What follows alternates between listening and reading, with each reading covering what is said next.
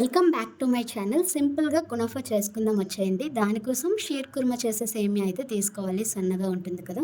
ఇప్పుడు ప్యాన్‌లో కొంచెం పాలు వేసి, ఒక స్పూన్ కార్న్ ఫ్లోర్, అలానే 2 టేబుల్ స్పూన్ షుగర్, అలానే కొంచెం చీజ్ యాడ్ చేసి, ఈ విధంగా దగ్గరికయ్యే వరకు బాగా మిక్స్ చేసుకొని పక్కన పెట్టుకోవాలి. ఇప్పుడైతే మనం సేమియా అయితే తీసుకున్నాం కదా! దాంట్లో మెల్టెడ్ బటర్ అనేది యాడ్ చేసి, బాగా మిక్స్ చేసుకొని ఒక ప్యాన్ అయితే తీసుకోవాలి. దానికి ఈ విధంగా కొంచెం బటర్ అనేది రాసుకొని, దానిపైన ఇలా కునాఫాలా కొంచెం యాడ్ చేసుకొని, ఇంకా పైన లేయర్ వచ్చేసి ఇందాక మనం మిల్క్‌తో తయారు చేసాం కదా!